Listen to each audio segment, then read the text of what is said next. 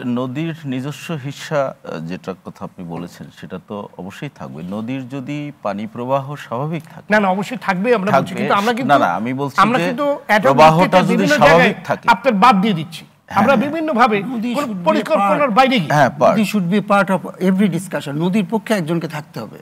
নদীর তো নাই, নদীর পানি প্রবাহটা যদি স্বাভাবিক থাকে, আর পানি আমরা যতটুকু আমরা কৃষিকাজ বা উন্নয়নের কাজের জন্য যতটুকু আমরা পানি ব্যবহার করি, তার অর্থ এই নয় যে শতভাগ পানি সেখান থেকে ব্যবহৃত হবে। তার একটা পোর্শন তো নিশ্চয়ই প্রবাহিত হবে এবং সেটা সাগরে গিয়ে মিশবে। এটা স্বাভাবিক প্রবাহ, এখানে আমরা বাধা দিতে পারবো না, এটা পারবো না। কিন্তু এখন যে আলোচনা এর মধ্যে এসছে, বিজ্ঞ আলোচকদের মুখে অনেক কিছু আসছে যে সমাধানের পথ কি বা কি করা যেতে পারে। প্রথমত যে চুক্তি তিস্তা মহাপরিকল্পনা যেটা তো রয়েছে, কিন্তু তার আগে আরও একটি বিষয় আমি একটু যোগ করতে চাই এখানে। সেটা হলো যে 5ই আগস্ট এই অভ্যুত্থানের পরে বাংলাদেশে প্রথম কিন্তু নদী দিয়েই ভারত আমাদের উপর প্রতিশোধ নিয়েছে। আপনাদের মনে থাকতে পারে যে ফেনী নদীর বাঁধ খুলে দেওয়া হলো এবং আমাদের পুরা পূর্বাঞ্চল যেখানে কোনোদিনও বন্যা হয় না, সেখানে বন্যার তোরে ভেসে গেল। এবং এটা আমরা গত 50 বছরেও ওই এলাকায় এত ভয়াবহ বন্যা আমরা দেখিনি।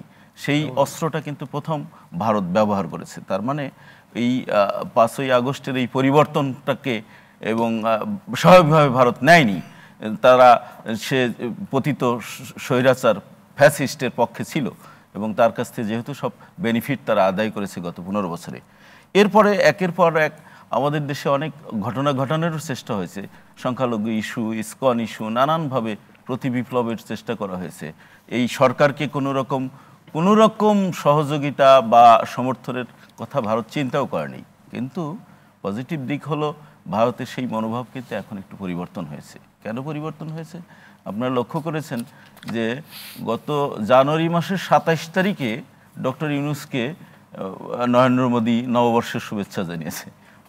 পয়লা জানুয়ারির শুভেচ্ছা কিন্তু জানুয়ারির 27 তারিখে জানিয়েছে, কিন্তু তার 5-6 দিন আগেই ডোনাল্ড ট্রাম্পের সঙ্গে নরেন্দ্র মোদীর একটা টেলিফোন সংলাপ হয়েছে, এরপরেই এই শুভেচ্ছা জানিয়েছে। মানে ভারতের পরিবর্তন এখন আমাদের কাছে দৃশ্যমান। তারা মনে করেছে যে তাদের যে তল্পিবাহক যে সরকার ছিল, সেই সরকারের মতো আচরণ এখন আর বাংলাদেশের সঙ্গে করা যাবে না।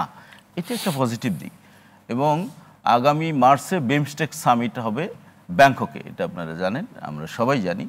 এবং বিমস্টেক সামিটে ডক্টর ইউনূসের সঙ্গে সাক্ষাৎ করার জন্য ইতিমধ্যেই ভারতের পররাষ্ট্র মন্ত্রণালয় থেকে আমাদের পররাষ্ট্র দপ্তরে একটা চিঠি দিয়েছে, আমি এটা জানি এবং কিছু কিছু মিডিয়াতেও সেটা এসছে। আমার সাজেশন থাকবে যে আমাদের ভারতের সঙ্গে যেসব ইস্যু আছে, সবচেয়ে বড় ইস্যু কিন্তু নদী। যে ফারাক্কা নিয়ে তিনি বলেছেন যে একটা আমাদের কমিটি গেছে, 6 তারিখে একটা মিটিং আছে, সেই ফারাক্কারও কি আমরা ন্যায্য হিস্সা পাচ্ছি? ফারাক্কার যে চুক্তি আছে এটা তো এখনো বহাল আছে, এটা তো শেষ হয়ে যায়নি, কিন্তু সেই চুক্তির ন্যায্য হিস্সা কি আমরা পাচ্ছি? আমি কয়েকদিন আগে এই মাত্র সপ্তাহখানেক আগে কুষ্টিয়াতে একটা প্রোগ্রামে গিয়েছিলাম, আমাদের জাতীয় প্রেস ক্লাবের 40 জন সাংবাদিককে নিয়ে একটা ট্যুর ছিল। এটা সেই আমরা ফারাক্কার ওই লালন সেতুর উপর দিয়ে গেলাম, ওই হার্ডিন্স ব্রিজের পাশে যে সেতু, প্রথম পদ্মার সেতু বলা যায় ওটাকে, সেখানে দেখলাম যে এখনই শুকিয়ে গেছে, এখনই পদ্মার অবস্থা নেই। তার মানে ফারাক্কা চুক্তি বহাল থাকার পরেও আমরা ন্যায্য হিস্সা পাচ্ছি না। এখন তিস্তার যে ইস্যুটা, আমি মনে করি যে মায়ানমারে ডক্টর ইউনূসের সঙ্গে যে বৈঠকটা হবে নরেন্দ্র মোদীর, সেই বৈঠকে আমার সাজেশন থাকবে আজকের এই গোল টেবিল থেকে যে এই তিস্তাটাকে যেন প্রধান ইস্যু করা হয়।